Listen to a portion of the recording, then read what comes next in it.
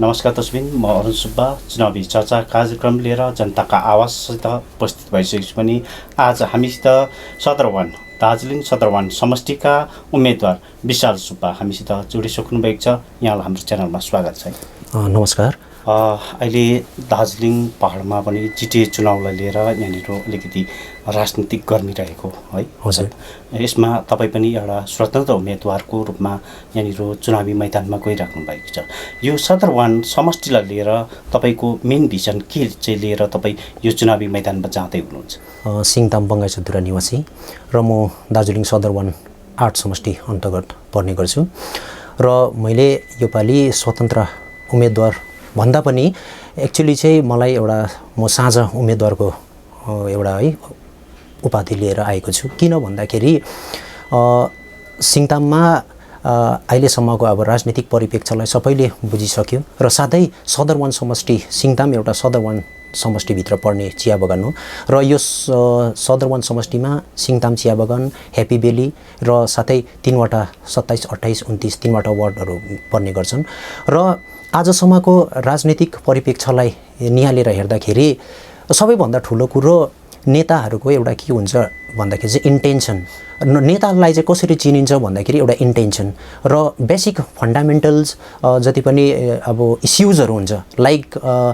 Education भनौँ है, शिक्षा, स्वास्थ्य, बाटो, पानी, यी सब कुराहरू आजसम्म पनि हाम्रो दार्जिलिङको कुना कुना प्रत्येक क्षेत्रमा अझसम्म पनि यी इस्युजहरूलाई अझसम्म पनि समाधान गर्नु सकेका छैनन् र त्यसको पूर्ण एउटा भुक्तभोगी म स्वयं पनि हो र त्यसै कारणले गर्दाखेरि यो जिटिए चुनावमा आउनुको मुख्य मेरो कारण र अवधारणा चाहिँ म भन्दा पनि पछि म पछि जसले मलाई एउटा सपोर्ट गरिरहनु भएको छ उहाँहरू चाहिँ एकदमै जेन्युन, जो चाहिँ हरेक इस्युहरूदेखि उहाँहरू अनभिज्ञ हुनुहुन्छ। यहाँ हाम्रो जुन जग्गा छ, जुन सदरवन क्षेत्र छ, सदरवन क्षेत्रमा 3वटा वार्ड त एउटा म्युनिसिपालिटीले हेर्ने गर्नु छ है, तर हाम्रो जुन 2वटा कमानहरू छ, कमान चाहिँ यस्तो खालको एउटा जग्गा भएर गएको छ जहाँ चाहिँ हामी राजनीतिक गर्नेहरूले राजनेताहरूको शिकार त बनेका छौँ र यसमा अझै अर्को कुरा के हुँदा जाँदा रहेछ भन्दाखेरि चाहिँ मालिक पक्षको पनि हामीले शोषण गर्नु परेको छ, शोषण सहिरहनु परेको छ र अब हाम्रो जनआवाज आजसम्म हामीले ती नेताहरूलाई भरोसा गरेको थियौँ कि उहाँहरूले एउटा हाम्रो सही मुद्दालाई सही जग्गामा लगेर उजागर गरिदिनु हुनेछ र हामीलाई गोर्खाल्यान्डको न्यानो घाम भन्दा पनि हाम्रो कतिवटा बुनियादी समस्याहरूको एउटा समाधान गरिदिनुहुन्छ भन्ने पूर्ण एउटा विश्वास राखेका थियौँ। तर आजसम्म पनि त्यो कुराहरू त उहाँहरूले हामीलाई एउटा पूर्ति गर्नु सक्नु भएको थिएन र त्यसले गर्दाखेरि चाहिँ आज मलाई सिङतामका हरेक समाज सङ्घ संस्थाहरूले हुन त म राजनीतिमा म कुनै एउटा मेन स्ट्रिम पोलिटिक्सदेखि म एकदमै दूर छु है, तर उहाँहरूले मैले गरेको सामाजिक कार्यहरू, सोसियल वर्क जति पनि छ र एनजिओजहरूतिर एउटा संलग्न भएर कतिवटा कुराहरू गर्ने गर्दछु। त्यो मेरो स्वार्थको लागि होइन, तर हाम्रो जनजीवन जुन प्रकारले भोगिरहेको छ ती साधारण मानिसहरूलाई मैले मबाट हुनसक्ने सहायता दिँदाखेरि नै म यसरी हुँदाखेरि सायद उहाँहरूको एउटा नजरमा पर्न गएको कारणले गर्दा नै होला उहाँहरूले सम्पूर्णले नै मलाई एउटा बिन्ती भाव गर्नुभयो कि तपाईँ योपालिको जिटिए इलेक्सनमा तपाईँ पनि हाम्रो बुनियादी समस्याहरूको निम्ति हाम्रो जनसाधारणको नै आवाज भएर तपाईँ अगाडि आइदिनुहोस् भन्ने एउटा उहाँहरूले रिक्वेस्ट गर्नुहुँदाखेरि उहाँहरूको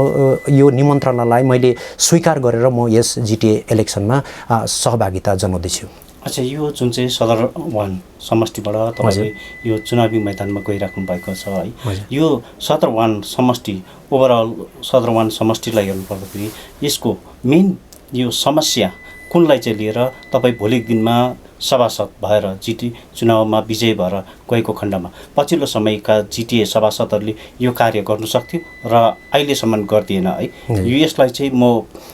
सभासद भएर गएको खण्डमा चाहिँ पहिला प्राथमिकता दिएर यो कार्य गर्छु भन्ने लाग्छ? यस विषयमा भन्नुपर्दाखेरि खासमा हेरौँ भने त अब हाम्रो सदरवन समष्टि होइन दार्जिलिङ नै एउटा समस्याले भरिएर गएको छ है। अब तपाईँहरूलाई पनि सायद तपाईँले हरेक कुराहरू कभरेज गर्नुहुन्छ, तपाईँले मिडिया पर्सन हुनुहुन्छ, तपाईँलाई सबै कुराहरू अब थाहा छ। तर हाम्रो सदरवन समष्टिमा चाहिँ हामीले मेन देखेका कुराहरूमा चाहिँ सर्वप्रथम चाहिँ यहाँनिर के छ भन्दाखेरि एउटा 2टा कमान छ र 3टा वार्ड छ र हामीले सबैभन्दा पहिला चाहिँ मेरो एउटा भिजन चाहिँ के छ भन्दाखेरि यो 3वटा वार्डलाई लिएर र साथै 2टा कमानलाई लिएर चाहिँ कमान अनि एउटा बजारको एउटा तालमेल जुन प्रकारको एउटा घनिष्ठतालाई चाहिँ सबैभन्दा पहिला नजदिकी ल्याएर हामी सबैबाट नै एउटा 3वटा वार्ड र 2वटा यो कमानहरू छ सबैबाट एउटा जुन हुन्छ अब एउटा इन्टेलेक्चुअल पर्सन्सहरूलाई लिएर जसले चाहिँ समाज जनसाधारणलाई सोच्ने हुन्छ यस्ता व्यक्तिहरूलाई लिएर चाहिँ सर्वप्रथम हाम्रो एउटा भिजन चाहिँ के छ भन्दाखेरि सबै यो जग्गाबाट लिएर चाहिँ एउटा राम्रो कमिटी जसले चाहिँ मैले होइन किनभने मलाई त्यो एउटा चुनेर त्यो जग्गामा पुगाए पनि तर म पछि चाहिँ उहाँहरूले मलाई एउटा गाइड गरोस् उहाँहरूले चाहिँ बुनियादी समस्याहरू उहाँहरूले देखेको हुन्छ किनभने म जुन जग्गाबाट बिलोङ्स गर्छु त्यो जग्गाको समस्या मैले देखेको छु अनि त्यसले गर्दाखेरि अब मैले अरूको समस्यालाई मैले देख्न सक्छु तर त्यसको अनुभव गर्न सकेको हुँदिनँ र त्यो कारणले गर्दाखेरि चाहिँ यी सबै जग्गाहरूबाट पहिलो चाहिँ भिजन के छ हाम्रो भन्दाखेरि चाहिँ लिएर हरेक जग्गाले कुन कुन प्रकारको समस्या भोग्नु परेको छ कि म नामाङ्कन इङ्गित गरेर भन्नु सक्दैन इङ्गित गरेर भन्नु भने त मैले सर्वहारालाई नै हेरेर भन्नुपर्छ फर इक्जाम्पल तपाईँलाई दिनुपर्दाखेरि एउटा शिक्षाको अवस्था यति साह्रो डामाडोल भइसकेको छ हरेक युथहरू आज आफ्टर ग्रेजुएसन मात्रै छोडेर PhD सम्म गरेर पनि आज अनइम्प्लोइड भइरहेको छ यो समस्याको कुराहरू खाली इलेक्सनको कुराहरू समयमा मात्रै आउने गर्दछ र जति पनि बुनियादी समस्याहरू छ अथवा जुन समस्याहरू छ नेताहरूले आजसम्म चाहिँ के गरिरहेको छ भन्दाखेरि खाली इलेक्सनको समयमा यो सबै उहाँहरूले पोको पत्रो चाहिँ अगाडि ल्याएर थुपारिदिनुहुन्छ हामी तपाईँको यो गरिदिन्छौँ हामी तपाईँलाई यो गरिदिन्छौँ भनेर आश्वासन मात्रै दिइरहनु भएको छ र यसै कारणले गर्दाखेरि हामी जनतालाई पनि यही भन्न चाहन्छु मेरो पर्सनल वेबाट ओपिनियनबाट के हो भने हामीलाई मौका होइन हामीलाई मौका पनि नदिनुहोस् हामीलाई अवसर होइन अवसर पनि नदिनुहोस् किनभने मौका र अवसर दिने हुँदाखेरि नै यो मौकावादी नेता र अवसरवादी नेताले गर्दाखेरि यो सबै कुरा डामाडोल स्थिति बनाइदिएको छ र हामीलाई त बरु भन्छु एउटा कर्तव्य बुझ्ने एउटा जिम्मेदारी दिनुहोस् ताकि त्यो जिम्मेदारीले चाहिँ हामीले तपाईँहरूले भोगेको समस्याहरूलाई आफ्नो काँधमा लिएर भोलिको दिनमा यो जिम्मेवार व्यक्ति बनेर तपाईँहरूको समाधानलाई अब एउटा समस्यालाई समाधान गरौँ भन्ने एउटा हाम्रो भिजन छ र मैले सबैभन्दा ठुलो कुरा त तपाईँले भन्नुभयो समस्तलाई लिएर केमा जुन तपाईँले क्वेसन गर्नुभयो मेरो पहिलो हाम्रो चाहिँ हुन्छ किनभने शिक्षालाई नै म चाहिँ पहिलो एउटा प्राथमिकता दिन्छु किन भन्दाखेरि मैले पनि आफ्टर BSc गरिसकेर एउटा शिक्षित व्यक्तिहरू यहाँ कुन प्रकारले दार्जिलिङमा चलिरहेको छ शिक्षित व्यक्तिहरूलाई कुन प्रकारको नजरले दिएको छ हाम्रो एउटा माइन्ड सेटअप बनाइदिइसकेको छ नेताहरूले कि उनीहरूलाई यो समयमा झन्डा थमाउँ अथवा यो समयलाई उनीहरूले एउटा हिप्नोटाइज गर्ने काम मात्रै गरेछ तर होइन हामीले नेताहरूको उपदेश र अर्थी दिएर होइन नि त हामीले यो जुन शिक्षा लिएको छौँ त्यो हाम्रो आफ्नै स्किलले हामीले आफूले गरेको ग्रेजुएसन PhD अथवा MA MSc जसले पनि गरेको छ उहाँ स्वयं उनीहरूको एउटा स्किलले गर्दा हो उनीहरूको लगन सच्चा मेहनत र लगनले गर्दाखेरि आज उनीहरू त्यो जग्गामा छ तर अभाग्यवश उनीहरूले हाम्रो दार्जिलिङमा कसै नेताहरूले एउटा ती बेरोजगार शिक्षित युवाहरूको लागि एउटा राम्रो प्लेटफर्म आजसम्म पनि बनाउन सकेको छैन र उहाँहरूले कुरा गर्छन् खालि गोर्खाल्यान्डको यस विषयमा पनि सोच्नुहोस् उहाँहरू यदि गोर्खाल्यान्डको मुद्दापट्टि इमान्दार हुनुहुन्छ भने हामी जस्तो छोडिदिनुहोस् पहिला सबै जति पनि पोलिटिकल गर्नुहुन्छ जति पनि आखिर सबैको अहिले मुद्दा के छ भन्नुहोस् त तपाईँले सबैले टिभीमा हेर्नुहोस् एउटै भन्छ तपाईँहरूलाई हामी समाधान तपाईँहरूको समस्या यो समाधान गरिदिन्छौँ तपाईँहरूलाई यो समाधान गरिदिन्छौँ तर वास्तविकतामा हेऱ्यो भने जेन्युन समस्या एक व्यक्तिको हरेक समस्या छ नि समस्यालाई नै तपाईँले यदि समस्या सुल्झाउनुपट्टि जानुभयो भने तर सबैले भन्छ हाम्रो के भन्छ एउटा छ कि एस्पिरेसन गोर्खाल्यान्ड तर गोर्खाल्यान्डको लागि यदि सबै नेताहरू अगाडि आउनेर सबै एकमुष्टमा हुनु सक्नुपर्ने थियो तर आज उहाँहरू किन आउनु सक्नु भएको छैन यहाँबाट एउटा पिक्चर क्लियर छ साधारणभन्दा साधारण जनतालाई पनि म सदरवानको समष्टिको जनतालाई मात्र होइन सम्पूर्ण जनताहरूलाई म यही रिक्वेस्ट गर्न चाहन्छु हेर्नुहोस् तपाईँ हाम्रो अगाडि यो पिक्चर क्लियर छ कि कुनै पनि नेताहरूले वास्तविकता हो भने हाम्रो मुद्दाको लागि तपाईँ हामीलाई पार गराउने कुनै पनि एउटा स्टेप चाल्नु सकेको छैन र चाल्दैन पनि किन भन्दाखेरि उहाँहरूले दार्जिलिङलाई नै राज गर्न चाहन्छ क्षेत्रीय राजनीतिक दलहरू यो गोर्खाल्यान्ड छुट्टै राज्य गोर्खाल्यान्ड दीर्घकालीन माग यसलाई लिएर इमान्दार छैन भन्नुभयो अब तपाईँले देखिरहेको छ इमान्दार हुने भए हामी त छोडिदिनुहोस् हामीभन्दा पुस्ताहरूले हामीभन्दा अगाडिका जेनेरेसन कति आयो होला उहाँहरूको सपना थियो कि उहाँ यो नेताले चाहिँ अवश्य गोर्खाल्यान्डको लागि हामीलाई गोर्खाल्यान्ड दिन्छ र गोर्खाल्यान्डको मुद्दालाई पार गराउँछ भन्ने एउटा उहाँहरूपट्टि पूर्ण विश्वास थियो तर अब त देख्नुभयो यहाँ त के भएर गयो भन्दाखेरि हाम्रो बाजेहरू त्यही नेताको बाजेको पछि भयो र अहिले त्यो नेताहरू हाम्रो हाम्रो बाउहरू त्यो नेताको पछि भयो र अहिले हामी जुन जेनेरेसन छ त्यही नेताको छोराछोरी अथवा उनीहरूको रिलेटिभ्सको पछि हिँड्ने यस्तो एउटा सिस्टम मात्रै बनाएर लग्यो। यदि यो केही दिन अघि जुन नामाङ्कन पत्र भर्नुभन्दा केही क्षण अघि मात्र एउटा स्टेटमेन्ट जारी गरेको छ भारतीय गोर्खा प्रजातान्त्रिक मोर्चा अध्यक्ष अनित थापाज्यूले जुन स्टेटमेन्ट जारी गरेको छ, यदि हाम्रो भोट लालकोटीमा भोट बनिएको खण्डमा है पहिलो सभामा नै गोर्खाल्यान्ड निर्माण कमिटी गठन गर्छौँ र यो जुन चाहिँ गोर्खाल्यान्ड दीर्घकालीन माग छ यसलाई अघि लाने काम गर्छौँ भन्ने उहाँको अडन छ नि, यसलाई चाहिँ तपाईँ युवा पक्षबाट कसरी हेर्नुहुन्छ? मेरो युवा पक्षबाट हेर्दाखेरि चाहिँ उहाँ एउटा राजनीतिक दलको अध्यक्ष हुनुहुन्छ है, र उहाँले आफ्नो राजनीतिक केरियरमा अथवा राजनीतिलाई अगाडि लानुको लागि उहाँले यो मात्रै होइन अन्य मुद्दाहरूलाई पनि एउटा जनता सामु लानुपर्छ र लान्छ पनि। उहाँले एउटा अध्यक्षताको भूमिका त निभाउनु नै पर्यो है। तर हामीले देख्दाखेरि एउटा युवाको पक्षबाट म के भन्न चाहन्छु भने, यदि कसै पनि नेता गोर्खाल्यान्डको मुद्दामा इमान्दारिता छ भने सबै, मैले तपाईँलाई त्यही अघि भन्दै थिएँ है, सबै नेताहरू यदि अगाडि आएर सबै नेताहरूले अवश्य गोर्खाल्यान्डकै निम्ति हाम्रो मुद्दा गोर्खाल्यान्ड मात्र सीमित छ है, त्यसमा इमान्दारिता भएर तपाईँहरू पहिला एक चाहिँ हुनु किन सक्नुभएको छैन? तपाईँहरूले झुटा आश्वासन दिएर हामी गाउँ गाउँमा पनि आज टुक्रिसक्ने अवस्थाहरू आइरहेको छ। त्यो केले गर्दाखेरि भन्दाखेरि राजनीति। र तर त्यो राजनीतिले गरिसकेपछि राजनीतिको एउटा कुनै पनि एउटा आउटपुट राम्रो आउनु पर्यो नि त नि। अनि उहाँहरूले गरेको जुन एउटा राजनीति छ त्यसले सम्पूर्ण गोर्खा जातिलाई एउटा राम्रो जग्गामा लगेको, सायद मेरो युवाको पक्षबाट मैले अनुभूति गरेको, मलाई एउटा भान भएको कुरा, अहिलेसम्म सम्पूर्ण गोर्खा जातिलाई नै एउटा पार लगाएको सायद मलाई कुनै पनि त्यस्तो देखेको छुइनँ मैले कुनै पनि नेताहरूले। यदि हामी उहाँहरूलाई यही बिन्ती गर्न चाहन्छौँ, हामी जनसाधारण खटी खाने 10 नङ्ग्रा ख्याउने जनताहरू हौँ, पहिला तपाईँहरू मिल्नुहोस्। तपाईँहरू यदि एक मञ्चमा आउनुहुन्छ, तपाईँहरू साँच्चै नै गोर्खाल्यान्डको निम्ति इमान्दारिता हुनुहुन्छ, आफ्नो इमान्दारीपूर्वक त्यो कुरोहरूलाई अगाडि बढाउनुहुन्छ भने हामी सम्पूर्ण पहाडवासी त के यो सम्पूर्ण भारतवर्षभरि छरेर बसेका अथवा एब्रोडतिर जति पनि हुनुहुन्छ उहाँ सबैले नै यो मुद्दाको लागि तपाईँहरूलाई साथ दिनेछ नि। तर यहाँनिर के कुरा छ भन्दाखेरि छुट्टै राज्य गोर्खाल्यान्डको लागि 2017 मा है जनसमुद्र ओर्लेर विश्वभरबाट नै यो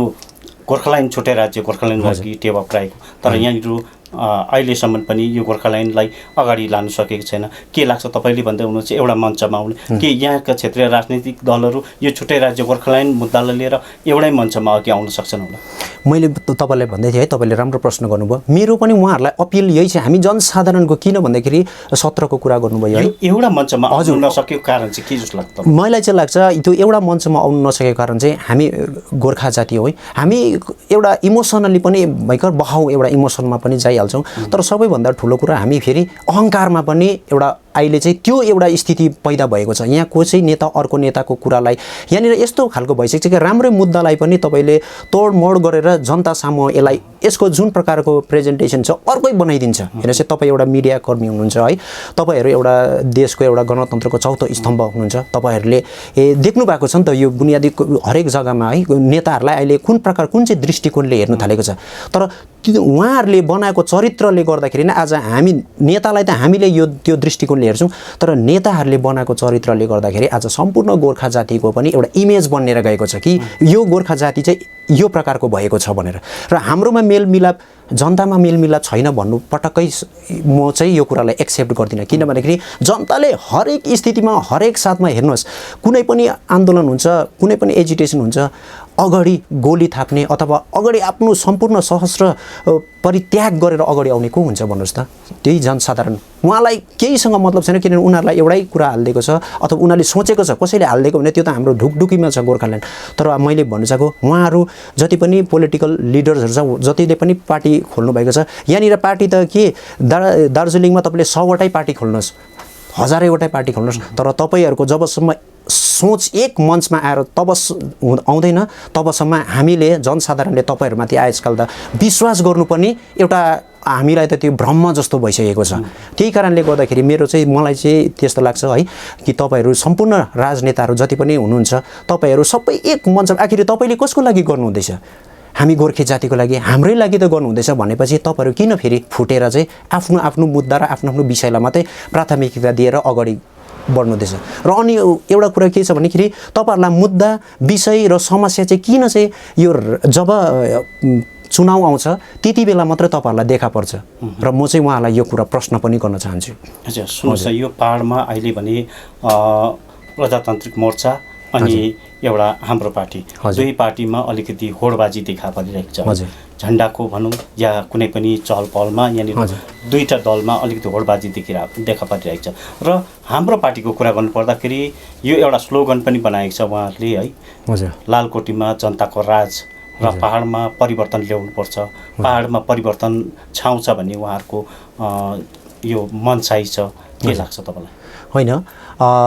जनताको राज त त्यति बेला मात्रै सायद पूर्ण हुनसक्छ होला जति बेला चाहिँ जनताले देखेको एस्पिरेसन, एउटा सपना गोर्खाल्यान्ड साकार हुन्छ। म चाहिँ यो स्पष्ट भन्न चाहन्छु, त्यति बेला चाहिँ एउटा जनताले पक्का हामीले राज गऱ्यौँ भनेर भन्नु चाहन्छु होला। तर पार्टी भन्ने कुरा कस्तो हुन्छ भन्दाखेरि अहिले तपाईँले सुनिहालेको छ, हरेक कुरामा पार्टीको सराउन्डिङ, जो नेताको सराउन्डिङ हुन्छ है,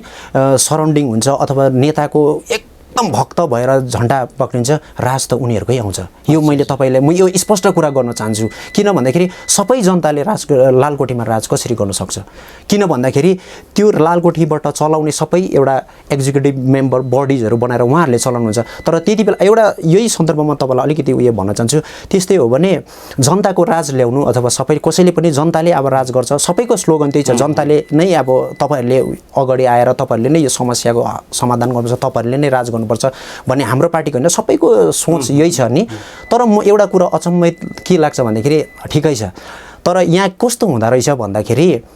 जब इलेक्सन आयो है, इलेक्सनको नजदिकी आएपछि एउटा नामाङ्कन भर्ने स्थिति आयो। तपाईँले सोचिहाल्नु त, नामाङ्कन भर्ने बेलामा चाहिँ तपाईँहरूले हरेक समष्टिमा त्यो सम्पूर्ण जनतालाई अगाडि राखेर चाहिँ यो क्यान्डिडेट दिँदाखेरि यस्तो कस्तो होला भनेर किन चाहिँ त्यति बेला फेरि उहाँहरूले यो क्वेसन गर्नु भएन? यो प्रपोजल जनताको अगाडि राख्नु नसक्ने ती सम्पूर्ण पार्टीहरूले जनताले राज गर्छ भनेर, यो म सम्पूर्ण पार्टीलाई भनेको, हाम्रो पार्टीलाई मात्र होइन, सम्पूर्ण पार्टीले नै अहिले यही भन्दैछ नि त, जनता आउनुपर्छ, सचेत जनता आउनुपर्छ भन्ने कुरा छ। र उहाँहरूले यदि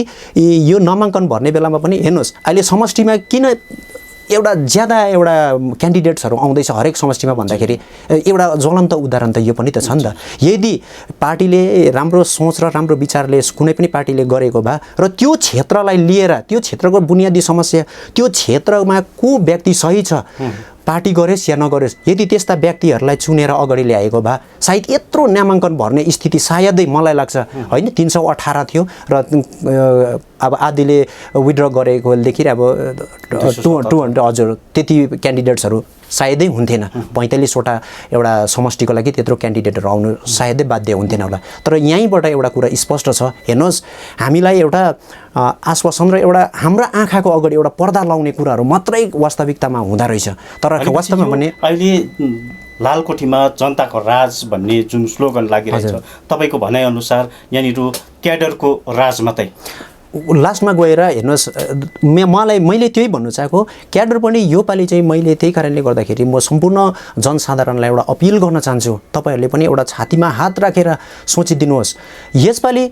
कुनै पनि पार्टीको क्यान्डिडेट होस्, कुनै पनि निर्दलीय होस्, आज मैले तपाईँलाई भने एउटा म त निर्दलीय भन्दा पनि एउटा साझा सबैले अब मलाई उठिदिनुहोस् भन्दाखेरि यो क्षेत्रमा म पनि एउटा अंशग्रहण गरिरहेको छु। तर म चाहिँ सबैलाई त्यही भन्न चाहन्छु, हेर्नुहोस्,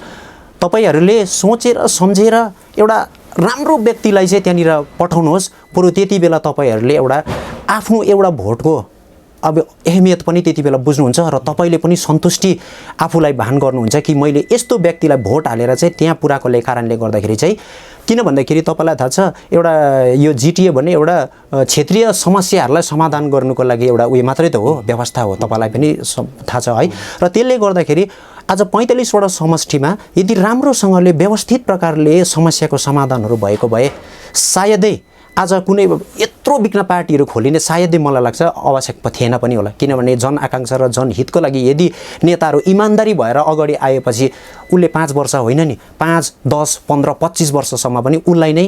जनताले के गरेको हुन्छ, रोजेको हुन्छ नि त। किनभने उसको अनुहार, उसको चरित्रलाई हेरेर होइन, तर उसको कामलाई हेरेर हो नि त। सबैभन्दा अहिले त यहाँ कामै नगर्ने नेताहरू ज्यादा भयो र भाषण र आश्वासनलाई मात्रै अगाडि लगेर जाने नेताहरू भएको कारणले गर्दाखेरि आज जनसाधारणले पनि आज चाहिँ बुझ्नु थालेको छ कि नेताहरूले हामीलाई खालि यस्तो समयमा मात्रै एउटा हिप्नोटाइज गर्ने काम गर्छ, यस्तो समय आएर मात्रै हामीलाई फकाइ फुस्लाई स्थिति हो हामीलाई उहाँहरूले हाम्रो अधिकार जमाएको भनेको चाहिँ मेरो एउटा है अब एउटा स्टुडेन्ट लाइफदेखि अहिलेसम्म एउटा देख्दाखेरि चाहिँ उहाँहरूले हामीलाई आफ्नो अधिकारको सही मूल्याङ्कन गराएको र हामीलाई सचेत बनाएको चाहिँ खालि एउटा भोट हाल्नुको लागि मात्र रहेछ किनभने त्यो भोटको दरकार चाहिँ तपाईँलाई होइन उहाँहरूलाई हुँदो रहेछ किनभनेदेखि उहाँहरूले भोलिको दिनमा आएर यहाँ अहिले के छ सत्तामा जानुको लागि होडबाजी छ र त्यही कारणले गर्दाखेरि चाहिँ म चाहिँ भन्छु यसपालि जति पनि निर्दलीय उम्मेदवारहरू छ र राम्रो निर्दलीय उम्मेदवारहरूमा पनि हेर्नुहोस् जसको छवि राम्रो छ जसले एउटा गाउँ घर समाजलाई राम्रो टेवा पुर्याउन सक्छ भने उहाँहरूलाई चुनेर तपाईँहरूले त्यो जग्गामा पठाउनुहोस् र यो पालिदेखि चाहिँ म चाहिँ भन्न चाहन्छु कसै पनि राजनीतिक पार्टीले थम्पिङ मेजोरिटीमा आएर बोर्ड गठन नगरियोस् किन भन्दाखेरि यदि यही गर्नाले गर्दा चाहिँ कुनै पनि पार्टीले यदि बोर्ड गठन गर्छ भने त्यो बोर्ड नै उसको पार्टीको हुन्छ अपोजिसनले जति नै गरे भने पनि होइन र त्यही कारणले गर्दाखेरि चाहिँ म चाहिँ भन्छु यसपालि तपाईँहरूले सक्नुभयो भने सक्दो निर्दलीयलाई पनि तपाईँहरूले पठाउनुहोस् त्यो जग्गामा जसले तपाईँको दुःख बुझेको छ जनगुनासो तपाईँहरूले एउटा निकाल्नु भएको छ कि उहाँले भोलिको दिनमा हामीलाई कुनै सहयोग गर्छ भनेर र म तपाईँहरू सम्पूर्णलाई पनि यही अपिल गर्न चाहन्छु अहिले हेरौँ भने पहाडमा जिते चुनावलाई राजनीतिकमा हेरौँ भने एकअर्कामा हिलो छेपाइको यहाँनिर राजनीतिक चलिरहेको छ सँगसँगै यहाँनिर स्वतन्त्र उम्मेदवारहरू पनि धेरै देखा परे राजनीतिक पक्षबाट भन्दा पनि यो स्वतन्त्र उम्मेदवारमा देखा परे तर यहाँनिर स्वतन्त्र उम्मेदवारहरूलाई पनि हिलो छेप्ने काम भइरहेछ नि है यो स्वतन्त्र उम्मेदवारहरू जति पनि उठेका छन् है स्वतन्त्र उम्मेदवारहरू पनि कहीँ न कहीँ पार्टीकै सपोर्ट र पार्टीकै ब्याकग्राउन्ड र पार्टीकै स्याडो भन्ने एउटा लालछनाहरू लागिरहेछ नि कतै तपाईँमाथि पनि त्यो स्याडोको कुनै लालछनाहरू तपाईँमाथि पनि इङ्कित हो कि भन्ने होइन अब मैले तपाईँलाई अघि स्पष्ट मेरो नामाङ्कन भर्नु जाँदाकोदेखिको लिएर सबै स्पष्टीकरण तपाईँलाई दिइहालेँ है किनभने म एउटा अनइम्प्लोइड मान्छे तर मलाई चाहिँ उहाँहरू सबैले नै एउटा गाउँ है समाजहरूले जति पनि सङ्घ संस्थाहरूको व्यक्तिहरू उहाँहरू नै आएर मलाई अपिल गर्नु हुँदाखेरि मेरो नाम उहाँहरूले तपाईँले नै उठ्नुपर्छ भनेर मलाई त सम्पूर्ण मैले कसैलाई पनि म एउटा सिङताम चिया बगान बगैँचा धुराबाट बिलोङ्स गर्छु है मेरो नाम विशाल सुब्बा हो मेरो विषयमा कसैलाई पनि त सोध्दा हुन्छ म सबैलाई भन्न चाहन्छु कि मेरो बारेमा तपाईँहरूले मलाई आइडेन्टिफाई गर्दा हुन्छ कि मेरो क्यारेक्टर कस्तो छ म अब मैले तपाईँलाई मेरो चरित्रको बारेमा भन्यो भने त हुन त मलाई दिन पनि पुग्दैन नि म मेरो आफ्नो अच्छाइ मात्रै भन्छु तर होइन तपाईँहरूले पनि एक्जामिन गर्नुपर्छ नि त लिनुपर्छ एक्सपेरिमेन्ट गर्नुपर्छ कि यो व्यक्तिहरू कस्तो छ अब तपाईँहरूले छान्ने प्रवृत्ति र त्यो कुरोहरूलाई पनि तपाईँहरूले एउटा चिन्तन मनन गरेर यो पालिको भोट चाहिँ त्यही प्रकारले हालिदिनुहोस् कि को चाहिँ सही छ तपाईँले ठिकै भन्नुभयो कति राजनीतिक दलबाटै नै उयो भएर अब स्वतन्त्रता उम्मेदवारिताहरू दिइरहनु भएको छ है तर त्यो कुरापट्टि म जाँदिनँ किनभने एउटा सबै आएपछि अब स्वतन्त्र भनेपछि सबै त्यही जग्गामा आएर हामी पनि स्वयं अब एउटा मुसिहाल्छौँ है तर म भन्न चाहन्छु अब तपाईँहरूलाई यदि प्रत्येक समष्टिबाट यदि गाउँघर समाजले एउटा राम्रो व्यक्तिलाई पक्का स्वतन्त्रता दिएर स्वतन्त्र उम्मेदवार उठाउनु भएको छ भने तपाईँहरूले त्यस्ता व्यक्तिहरूलाई चाहिँ अवश्य नै भोट कास्ट गरिदिनुहोस् तपाईँले किनभने आजसम्म हामीले कयौँ कोलाई चाहिँ भोट दिइसक्यौँ होला तर पनि त्यसको सही मूल्याङ्कन त आजसम्म पनि भएको छैन र एकपल्ट त्यही कारणले गर्दाखेरि म सबैलाई अपिल गर्न चाहन्छु एकपल्ट यस्ता राम्रा व्यक्तिहरूलाई पनि त्यो जग्गामा पुर्याइदिनुहोस् जसले गर्दाखेरि चाहिँ भोलिको दिनमा तपाईँको क्षेत्रलाई 100% त भन्नु सक्दिनँ तर 50 या 60% तपाईँको जग्गामा के भएर जाओस् एउटा विकास भएर जाओस् आखिरी सबैको कुरा त मुद्दा र सबै विषय कुरा आउँदाखेरि त विकासमै छ र त्यसले गर्दाखेरि म सबैलाई यही भन्न चाहन्छु होइन इमानदारिता र राम्रो जो क्यान्डिडेटहरू हुनुहुन्छ तपाईँहरूले उहाँहरूलाई नै एउटा यो पालिको चाहिँ भोट कास्ट गरिदिनुहोस् भनेर म अपिल पनि गर्न चाहन्छु दार्जिलिङ सदरबानबाट है तपाईँ एउटा चुनावी मैदानमा गइराख्नु भएको छ है यसपालि जुन तपाईँ स्वतन्त्र उम्मेदवार है यहाँनिर आम नागरिक जनसाधारण जनता मतदाताहरूले मतदान खसाल्नु पर्यो भने विशाल सुब्बालाई मतदान खसाल्नु पर्यो के आधारमा के कारणले चाहिँ मतदान ममाथि विशाल सुब्बामाथि खसाल्नुन् भन्ने लाग्छ तपाईँलाई यस विषयमा भन्नुपर्दा अब सम्पूर्ण दार्जिलिङलाई समेटेर त भन्न सक्दिनँ है किनभने म एउटा समष्टिबाट मैले आफ्नो नामाङ्कन भरेको छु र सम्पूर्ण मेरो सदरबान समष्टिका जनसाधारणलाई म यही भन्न चाहन्छु कि तपाईँहरूले यदि अब राजनीतिदेखि वाक्का मानेर अथवा त्यही अनुहारलाई अब यस्तो तपाईँहरूलाई एउटा कुरा भन्न चाहन्छु कि आजसम्म हामीले त्यही नेतालाई अब उहाँहरू राम्रो एउटा होइन प्रोफेसनमा हुनुहुन्छ अथवा कोही कुन के काम गर्दै गरेको हुनुहुन्छ उहाँहरूको गाडीमाथि गाडी है घरमाथि घर थप्ने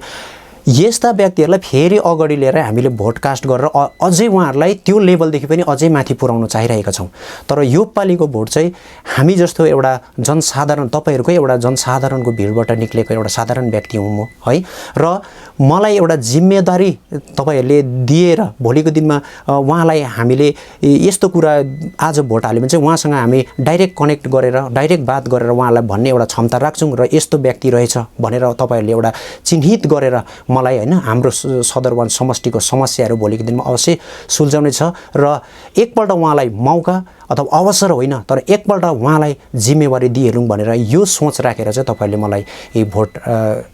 दिनुहुन्छ भनेर म सम्पूर्ण सदरवन समष्टिका जनसाधारणलाई अपिल गर्न चाहन्छु। जितको कतिको आशावादी हुनुहुन्छ? अब जितको पट्टि भन्दाखेरि चाहिँ अब मैले भने हार र जित त एउटा निश्चित छ होइन। अब कुनै पनि फिल्डमा गएपछि गेम्स होस् या गेममा हार र जित त अवश्य हुन्छै हुन्छ। तर म के भन्न चाहन्छु भन्दाखेरि मेरो जित मैले त्यो जग्गामा पुग्नु नपुग्नु सबै नै म चाहिँ भन्छु सदरवन समष्टिका जनसाधारणहरूको एउटा भोट र उहाँहरूको सोचमाथि नै यो चाहिँ मेरो जित चाहिँ उहाँहरूमाथि नै एउटा निर्भर गर्दछ। तपाईसँग प्रतिस्पर्धा गर्ने धेरै यहाँनिर दलहरू खडा भइसकेको छ है। तपाईँले प्रतिद्वन्दी र प्रतिस्पर्धाको रूपमा हेर्नुपर्दा चुन्नुपर्दा कसलाई चुन्नुहुन्छ? सर्वप्रथम त भन्नुपर्दा अब सदरवन समष्टिमा म सर्वप्रथम त प्रतिद्वन्दीको रूपमा म कसै क्यान्डिडेटलाई हेर्न चाहदिनँ। किनभनेखेरि एउटा गणतन्त्रमा है एउटा इलेक्सन लड्नु एउटा आफ्नो उयो हो, अधिकार पनि हो, इलेक्सन हाल्नु पनि आफ्नो अधिकार हो। र त्यसै कारणले गर्दाखेरि छ हाम्रो सदरवनमा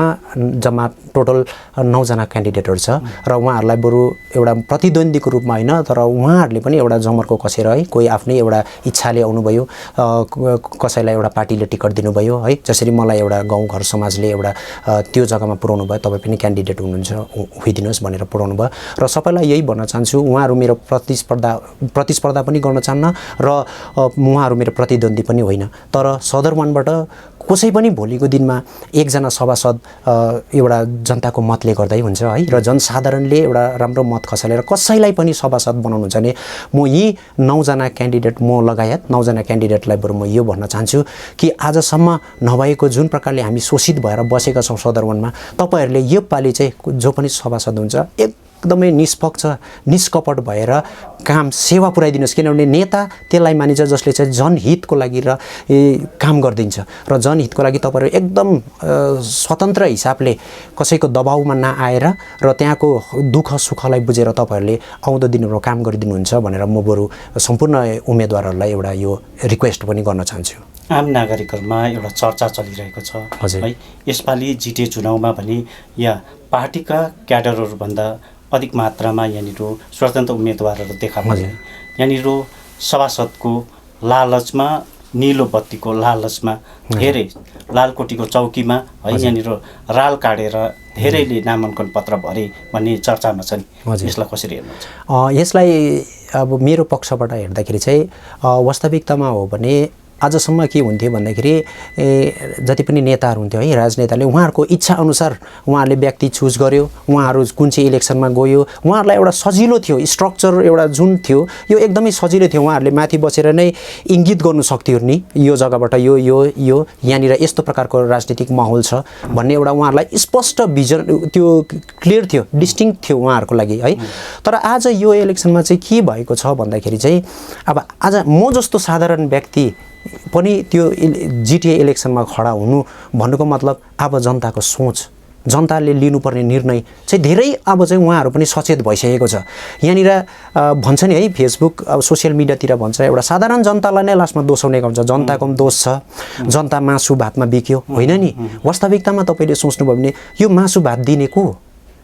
उहाँ नेताहरू हुन्छ नि त, के कारणले उहाँले दिनुहुन्छ? उहाँहरूले एकछिनको प्रलोभन देखाएर हामीलाई त्यो प्रकारको सोच विचार राखेर हाम्रो उहाँहरूले त्यो उहाँहरूकोमा त्यो माइन्ड सेट भइसकेको छ कि साधारणभन्दा साधारण जनतालाई त्यो स्थितिदेखि पनि अझै तल राख्नु चाहिरहेको छ। किनभने उहाँहरूले इलेक्सनको टाइममा आफ्नो पैसा रुपियाँ खर्च गरेर अब यो तपाईँहरूले पनि देखेकै कुरा हो नि त, सोसियल मिडिया खोले कि त साधारण जनताले पनि लान्छना, अहिले त क्यान्डिडेट त छोडिदिनु, साधारण जनताले धरि एउटा लान्छना पाउने एउटा आइसकेको छ, लान्छना लाग्नु थालिसकेको छ कि उहाँहरू मासुमा बिक्छ, 1-2 पैसामा बिक्छ भन्ने। तर यो गराउने चाहिँ को, मैले त्यही भन्नु चाहेको नि त है। उहाँहरूमा यो प्रकारको होइन, राजनीति यदि इलेक्सन लड्नु छ भने आफ्नो कर्मले लडौँ न, आफ्नो स्वच्छ विचार, राम्रो स्वच्छ छवि र आफ्नो काम देखाएर जनताको मनमा बस्नु सफल भयो भने तपाईँले यो पैसा रुपियाँ मासु भात गुडी केही खर्च गर्नै पर्दैन, किनभने जनताले आफै बुझ्छ नि त। आफै बुझेर तपाईँले नबोलाइ पनि एउटा पुलिङ बुथमा गएर उहाँले आफ्नो भोट खसाल्नुहुन्छ। किन भन्दाखेरि तपाईँले गरेको काम उसको अगाडि एकदम छर्लङ्गै हुन्छ, उसले तपाईँको सोच विचारलाई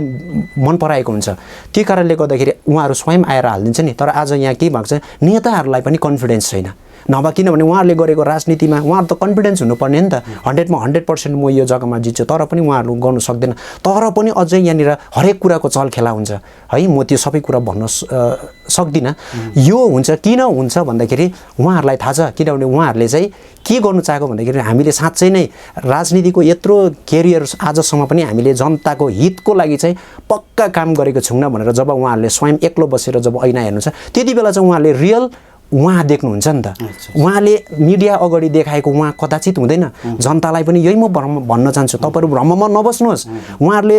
अब एउटा कुरा हुन्छ, जस्तै अब अहिले तपाईँले त्यो उयो गर्नुभएको छैन है। अहिले जस्तै एउटा कुरा चाहिँ एउटा घोषणापत्रमा लेखेका कुराहरू आजसम्म राजनीतिक परिप्रेक्ष्यलाई हेरेर यदि पुरा हुने भने हामीलाई तपाईँको गोर्खाल्यान्डको जरुरत पनि सायद हुँदैन होला। तर आज यो सब कुराहरू हामीलाई आँखामा पर्दा हाल्ने काम गरिरहेको छ। र तपाईँहरूलाई यही भन्छु, तपाईँहरूको छोराछोरीको भविष्यलाई सोचेर पनि यस्ता व्यक्तिहरूलाई मात्रै राज गर्नु र यस्ता व्यक्तिहरूलाई नै लालकोठीमा पुर्याउनु चाहिँ अब तपाईँ हाम्रो चाहिँ एकदमै ठुलो यो दुर्दशा भएर जानेछ। र म अब फेरि पनि भन्दैछु, तपाईँहरूले सदरबान समष्टिले मलाई नै भोट हाल्नुपर्छ जनसाधारणले भनेको होइन। तपाईँहरूले मान्छे चुज गर्नुहोस्, को व्यक्ति सक्षम छ, को व्यक्ति सही छ, र यसपालिको भोट चाहिँ तपाईँहरूले उहाँलाई एउटा भोटकास्ट गरिदिनुहोस् भनेर म सदरबान समष्टिलाई चाहिँ म यही अपिल गर्न चाहन्छु। सदरबान समष्टि आम नागरिक जनसाधारणहरूलाई है अन्तमा जाँदै के अपिल गर्न चाहनुहुन्छ? अन्तमा है मेरा सदरबान समष्टिका सम्पूर्ण जनसाधारणलाई यही भन्न चाहन्छु, चुनाव आउँछ जान्छ है, तर हाम्रो गाउँघर समाजमा भएको जुन एउटा स्वच्छ वातावरण छ, हामी एकअर्कामा गोर्खा हौँ र त्यही कारणले गर्दाखेरि हामीमा भाइचारा धेरै छ। र यो भाइचारा जुन प्रकारको एकअर्कामा आदान प्रदान भन्ने कुरो चाहिँ यो कुरो चाहिँ यथावत रहिरहोस् है। नेताहरूले यो कुरो गरिदिन्छु, यो कुरो भनिदिन्छु भन्दाखेरि हामी त्यो पुलपुलाउमा नआएर हाम्रो मित्रतालाई सधैँ कायम गरौँ र हामी सबै एक लहरमा भएर एउटा अघि बढौँ भन्ने एउटा है सन्देश सम्पूर्ण सदरबान समष्टिका जनसाधारणलाई म दिन चाहन्छु।